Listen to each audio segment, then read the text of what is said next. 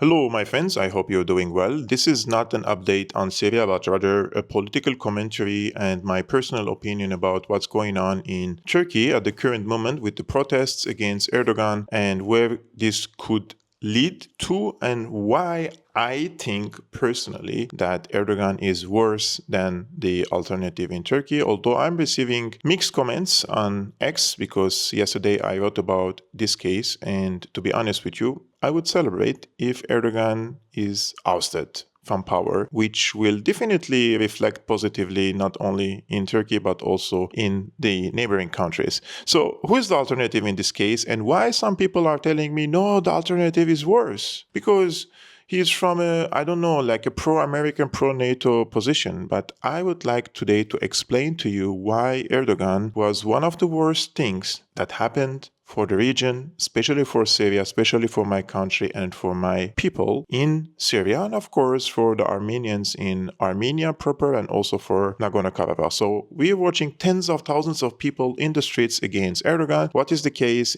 It seems that Erdogan is trying to eliminate one of his competitors for the next elections, and his name is Ekrem Imamoglu. Ekrem Imamoglu, he is a Turkish politician and he is currently the mayor of Istanbul, which is Turkey's largest city. He's a member of the Republican People's Party, CHP, and he is one of the main opposition parties in Turkey. He first gained national attention when he first won the Istanbul mayoral election on March 2019, defeating the candidate from the ruling Justice and Development Party AKP. However, his victory was initially annulled by the Supreme Electoral Council of Turkey, leading to a rerun of the election on June 2019. Imamoglu won the rerun by an even larger margin, solidifying his position as the mayor of Istanbul. I was trying to see what is his position on Syria, and I didn't find much, although I did lots of research. But all in all, Imamoglu's position is aligned with his party, CHP's,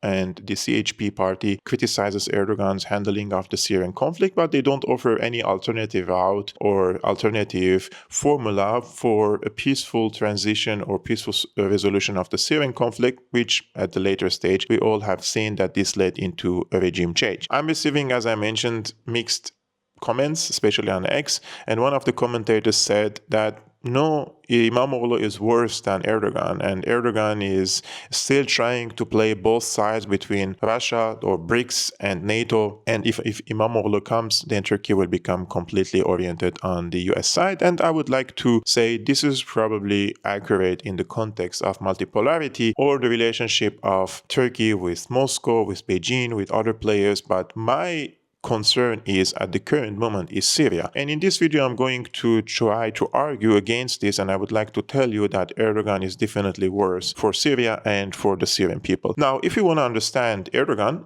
and his rule, we need to go back a little bit in time. And if we don't address the Ottoman Empire, then we don't understand what Erdogan stands for, because he himself says that he is a neo-Ottoman and he has neo-Ottoman aspirations. And he himself said that the borders of Turkey is not the current known and recognized borders, but rather it extends beyond that. He mentioned Mosul, for example, in Iraq. He mentioned even Aleppo. And he mentioned also in Crimea. So he wants to establish a network of, let's say, alliances in order to revive the Ottoman Empire, not in the same sense, not in the same formula, like there is a caliph and their political system is based on a caliphate, but rather on a country that is trying to establish a commonwealth system, just like what the former Foreign Minister of Turkey, Davutoglu, argued in his book, The Strategic Debt, that Turkey sees itself as the successor of the Ottoman Empire, and they would like to establish a Commonwealth system which includes other countries and other regions, especially those who belong to the Turkic and Turanic tribes, right? So this extends from Istanbul, Ankara, all the way to Central Asia and to Crimea. So if we see the political system under the Ottoman Empire, we will realize that the Syrians, or the people who lived in the Levant, Syria, Lebanon, Palestine, for example, and the rest of the region, they were subjected to 400 years of foreign occupation. Ottoman Empire was built on a Turkish identity and the Turkish political system. And the Arabs were not allowed to participate freely in the political life, and there was zero Arab caliph under the Ottoman Empire. And the Arabs were even subjugated, and the Arabs were subjugated, and in some cases they were called Arab Millat, Peace Millat, which means the Arabic people are dirty people, by the Ottoman rulers themselves, right? And under the Ottoman Empire, the Arabs, and especially Syrians, the Levantines, let's say, I don't want to say Arabs now, they lived 400 years of political and cultural hibernation. Like, I'm trying to remember, for 400 years, what has the Ottoman Empire offered to the people of the region? Name me one innovation or one positive thing that the people in the Levant benefited from the Ottoman Empire. Name me something that the Ottoman Empire presented for the interest of the people, except for massacres, genocides, hangings, and in Arabic they say khazouq. The khazouq is like a stick, and they used to put their opponents on a stick, and then they kill him from his butthole until it comes from his throat. So this type of tortures and killings happened under the Ottoman Empire until, of course, the beginning of World War I, when the Arabs were duped by the Brits. The Brits told them, revolt against the Ottoman Empire and we will give you a one united Arab nation, and we will appoint one leader for the Arab world, etc., etc., if you help us to get rid of the Ottoman Empire, which was already standing on its last feet, and they were in a very vulnerable and weak situation. So after the fall of the Ottoman Empire, of course, the Brits, as I mentioned, duped the Arabs, and they fooled them, and they didn't give them any nation state, but rather they have occupied parts of the Arab world, in Egypt, for example, Palestine, and then the French occupied Lebanon and also Syria. Under such circumstances, the people in the region, they had identity crisis. They don't know to who they belong. They lived for 400 years under an Ottoman Empire. They were subjugated and oppressed and suppressed by the Ottomans. But then there is another occupation on the doorstep, this time, whether it's French, whether it is Israeli, because the Jewish migration also started to Palestine during this time, or the Brits, right? Those were the ones who were occupying the region back then. And this has lasted 20-25 years until the Arabs gained their independence, put it between brackets. So starting from 45, 48, between this time, Arabic countries declared their independence from the colonial powers. And since then, the Arabs were stuck between two ideologies or two approaches. One is pan-arabism and the other one is Islamism. And Islamism is the one which was over with the Ottoman Empire, and then most of the people wanted to pursue a different approach, which was pan-Arabism, and it had a big popularity back then in the 50s and the 60s. Jamal Abdel Nasser, Hafez al-Assad, Gaddafi, and they were trying to establish political and economic integration or unity between the Arab countries, but the Brits and the US and other players supported the Islamists against the pan-Arabists because the pan-Arabists were a unifying force, unlike the Islamists, which created all these divisions and wars in the region. I want to jump a little bit further from this stage because we're talking about Erdogan. Erdogan's, let's say, he rose to popularity in the early 2000s, right? We all remember that. And during this time, we had the neocons and the Zionists waging the wars on the region, and Erdogan established himself as Islamist leader in Turkey, speaking about all the injustices against the Muslims, especially the Sunni Muslims, or the Muslims in general. So he established himself some credibility among not only the Turkish people, but also the Arab people.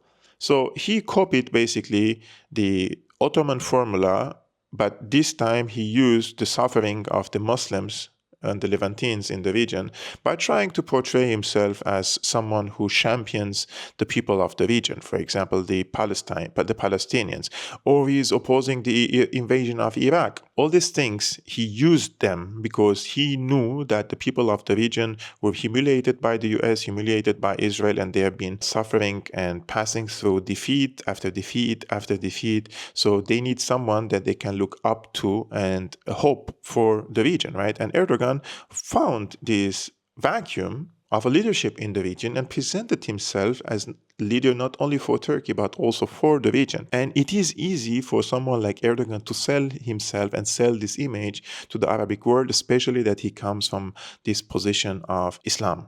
This is the very, very important point, because I want to mention here something that is very, very important. Like when I used to study, for example, in schools, in universities in Syria, there was something was mind-boggling, right? We study about the Arab-Israeli conflict, and we study about the occupation of Israel, of Arabic land. We study the US occupation of Arab land and the invasions from outside world. But when it comes to the Ottoman Empire, we were informed, or we were told, and we studied at school and at the university, that those were Islamic openings or Islamic liberations. So this is illogical. If the Israeli occupation of Palestine is an occupation, then the Ottoman occupation of Syria and Palestine was also an occupation. Why is this different from that one? So those were the questions that even at my younger age I used to ask, especially that I come from an ethnic Armenian background, and I know what could happen if Turkey becomes again an Ottoman Empire, or Islamizes itself, or becomes a fascistic rule, let's say, against the other minorities, against the Alawites, against the Christians, against the Armenians. We have lived this for hundreds of years. So how can I come and study a lecture in Syria, basically telling me the Ottoman Empire was like an Islamic opening? No, it was an occupation. But because even under the Baas rule, under the pan-Arabist rule, they have instilled this perception in the minds of millions of people that Turkey is not an occupation, but Israel is an occupation. No, both of them are occupation. Why is Turkey not occupation? Is it because they're Muslims?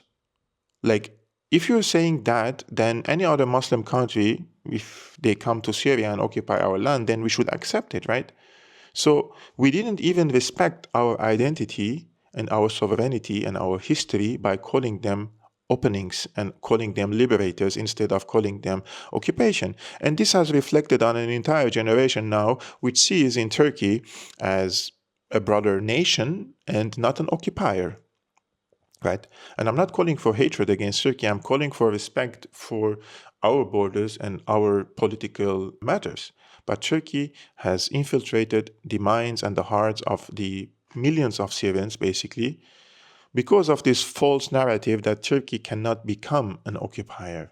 So people now in the region see Erdogan as their false messiah, someone who is going to uplift them from their misery and improve their livelihood. No, he's not going to do that. His interest is Turkey. He is Turkish, and he is a neo-Ottoman ruler.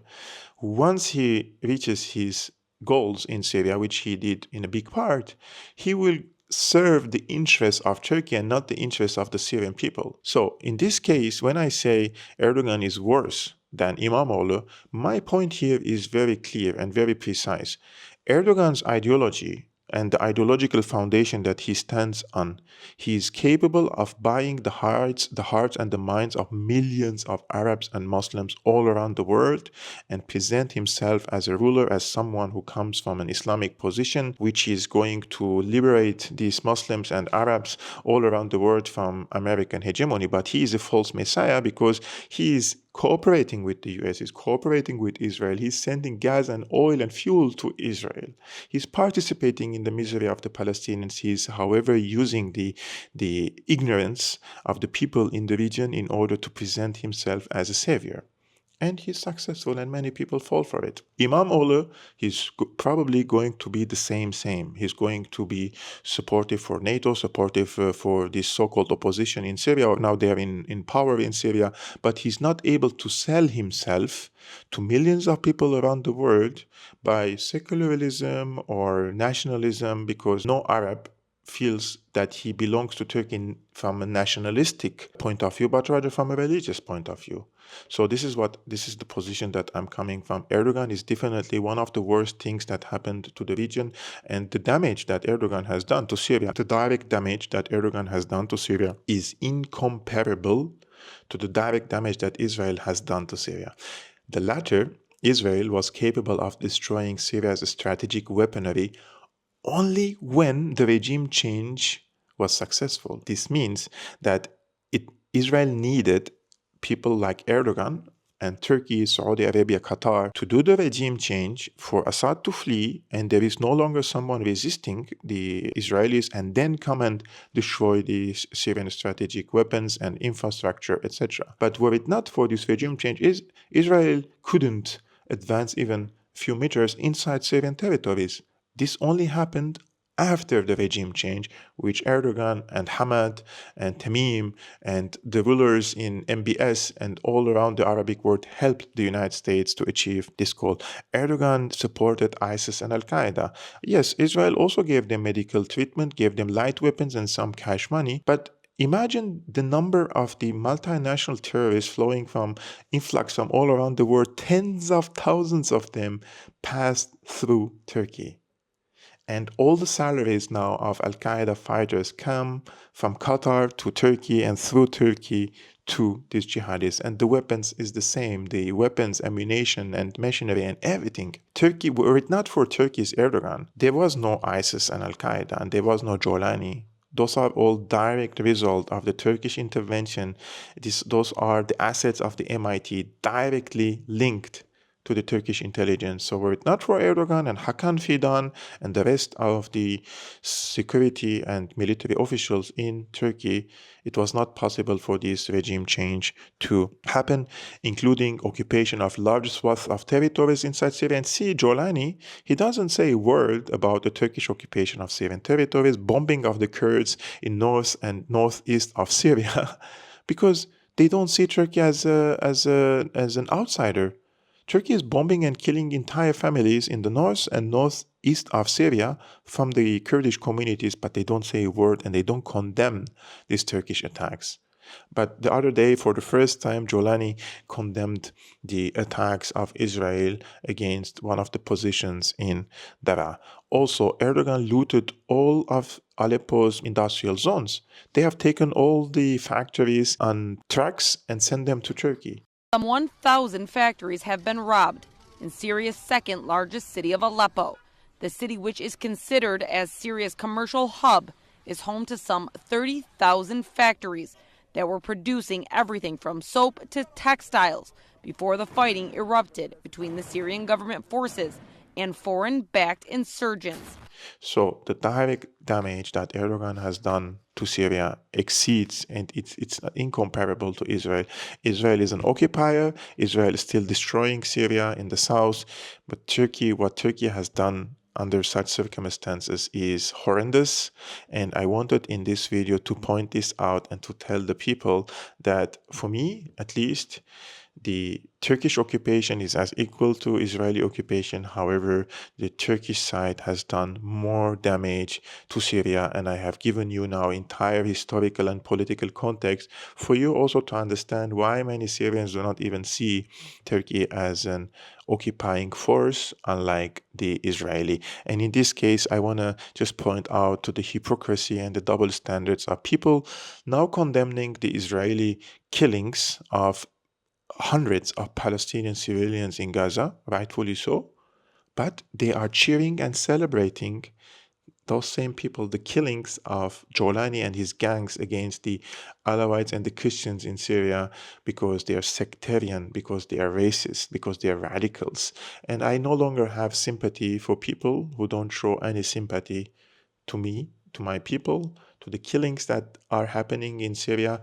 If you're consistent, if you claim to be humanitarian, if you claim that you're sad about the killing of babies and civilians, and you're celebrating the killings of civilians and babies in the Syrian coastal cities by these Al-Qaeda gangs, then you are the hypocrite in this case and not me. Just wanted to make this video to explain all these things to you guys. I'm trying to make daily video updates, commentaries on this channel. I am trying to keep it shorter. I used to do 1 hour videos. Now I'm doing it probably 22 videos already, this video, but it is okay. And this channel is growing. I'm very happy about that. We are 4,000 subscriptions away from 100K. So if you're new, I would invite you, and I would be very happy that if you subscribe to this YouTube channel, Syriana Analysis, hit the like button, share this video with your friends, and I will see you tomorrow on the 21st of March 2025 on Friday, I'm definitely going to post another update video or analysis or commentaries. So peace be upon you, upon your families.